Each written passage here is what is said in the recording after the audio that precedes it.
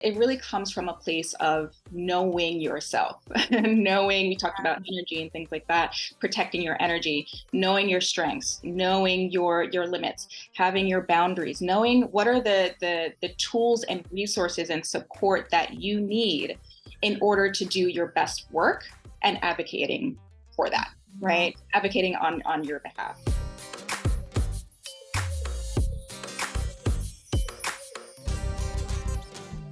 Hey everyone, this is The Reset. So glad you're here. You are joining us in our series, our career series on how to reset your career and start doing things on your terms. And with me now is Arian Hunter. She is a speaker, author, and career equity consultant for Black women. Hey, welcome back.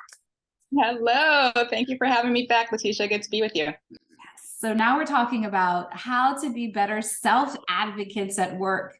It's kind of like, I don't know, self-advocacy, I get it, but really it's like how to know when and how to speak up for yourself.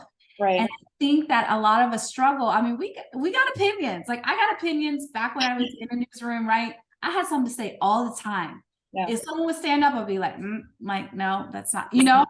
So first I want to talk about like knowing how do we choose, when should we be speaking up, choose our battles. Right.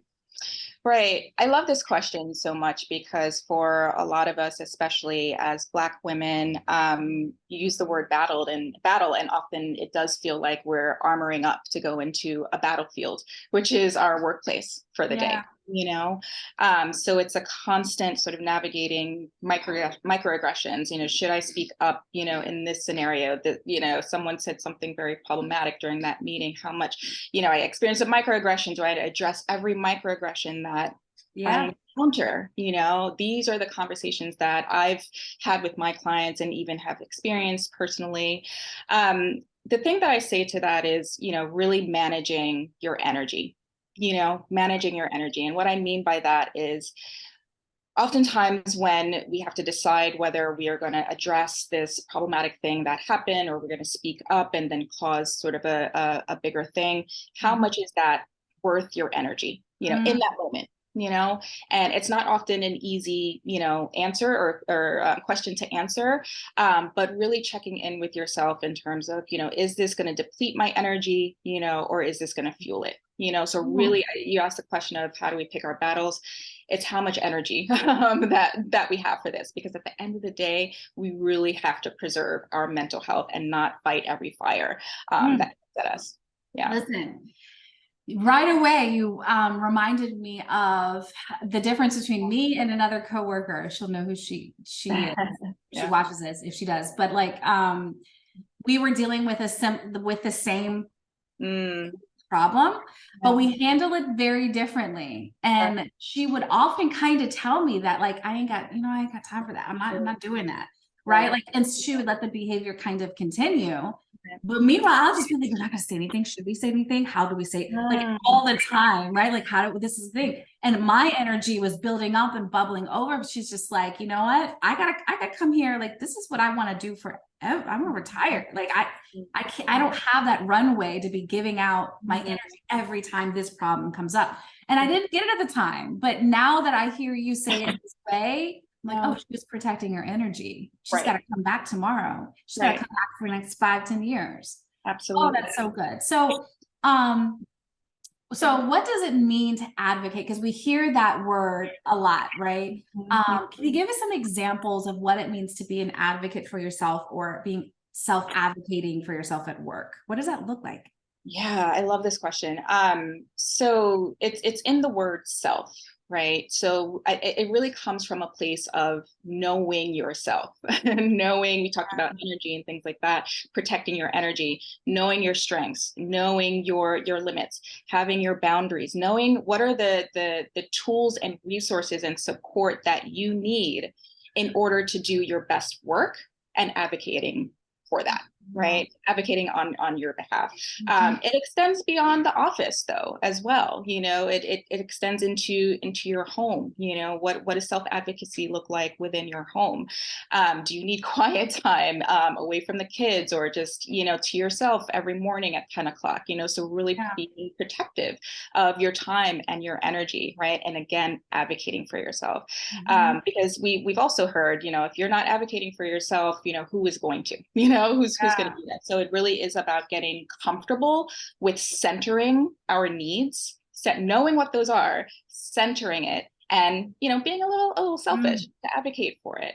I'll say, just for an example, in the workplace, right? I've worked with a client who was a hard no on going into the office. This was Oh. after the pandemic. Offices were calling, folks back into the office, and she had grown accustomed to working remotely. She had her whole workstation set up, and she discovered, this is actually better for her mental health and all the things, to do her best work. So we talked about what would that conversation look like with your manager to advocate for yourself and Mm. understand that this is part of how you do your best work. And that's what employers want from you at the end of the day, right? Mhm. But I think it's being affirming of what those needs are, really going to bat for yourself and really betting on yourself, because Mm. knowing that you have what you need in order to do your best work it just creates a win-win situation. Mhm. Yeah. One of the takeaways I get from this is this idea that like self, like how you started answering it, like it starts with you. Yeah. And it starts with Yeah. knowing you and spending some time understanding what it is that you need, and like Absolutely. acknowledging that within yourself first, and getting comfortable with that, and then going out into the world and saying, hey, this is what I need. Absolutely. I thank you for that, because I think sometimes we think it comes from outside of ourselves, that like it Mhm. actually starts with us. And that leads into my final question around like Yeah. confidence.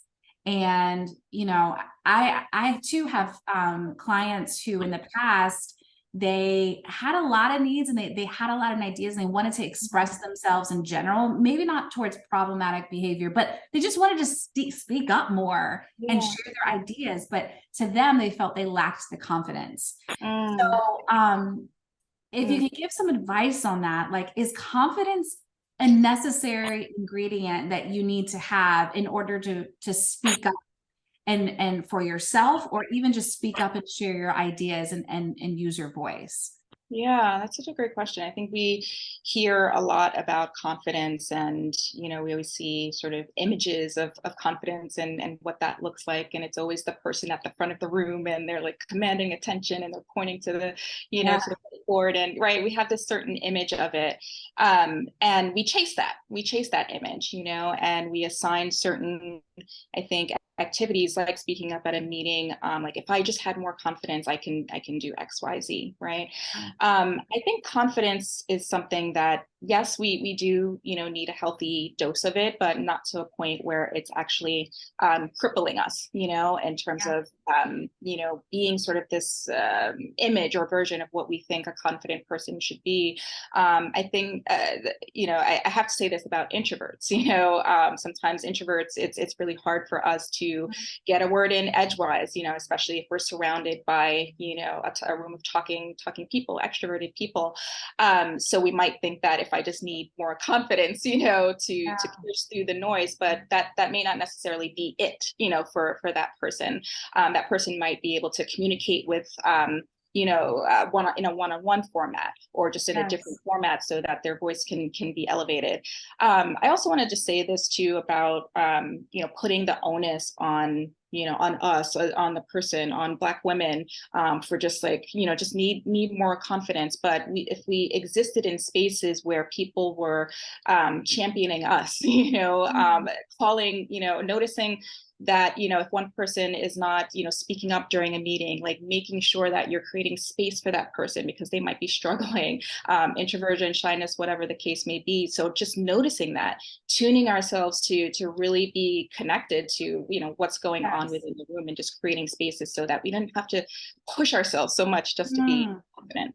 Yeah. Ah, I thank you for bringing that full circle and also including other people in this idea of self-advocacy, the other colleagues, the people in the room. Like, yeah, share some of that burden. Yes, it's on me to speak up, but including them in the conversation, are you making it a safe place for me to speak up? Maybe you should be thinking about that. Or if you see the microaggressions happening, or if you see this problematic behavior and this person's really not vocalizing or doing anything about it, but you're seeing it, right? So what are you doing? So I appreciate you for kind of widening the responsibility on what it means to be an advocate for yourself, to include that in the conversation. Well, what kind of work environment are you in? Are you even in an environment where you can be supported in speaking up?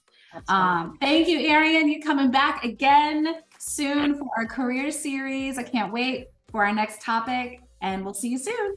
Thank you. See you then.